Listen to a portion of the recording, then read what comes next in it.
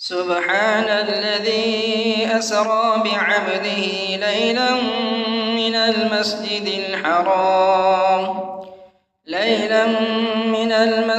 الحرام إلى المسجد الأقصى الذي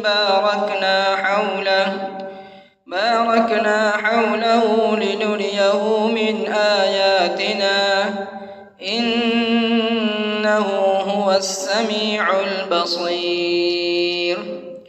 وآتينا موسى الكتاب وجعلناه هدى لبني إسرائيل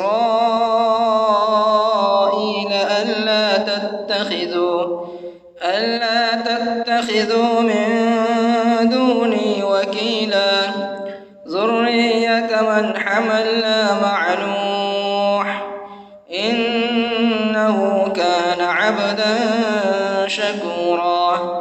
وقضينا إلى بني إسرائيل في الكتاب لتفسدن في الأرض مرتين ولتعلن علوا كبيرا. فإذا جاء وعد أولاهما بعثنا عليكم عبادا لنا أولي بأس شديد فجاسوا خلال الديار وكان وعدا مفعولا.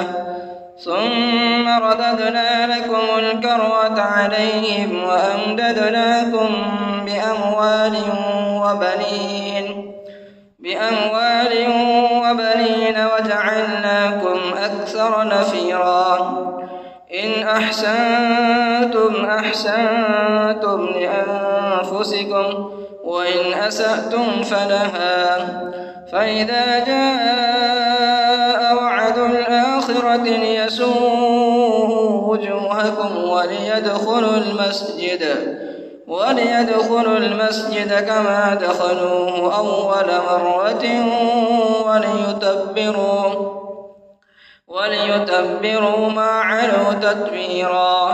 عسى ربكم أن يرحمكم وإن عدتم عدنا وجعلنا جهنم للكافرين حصيرا.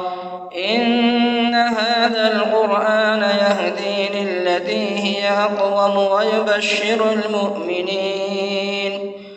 ويبشر المؤمنين الذين يعملون الصالحات أن لهم أجرا كبيرا.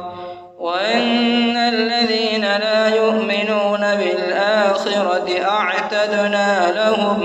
أعتدنا لهم عذابا أليما.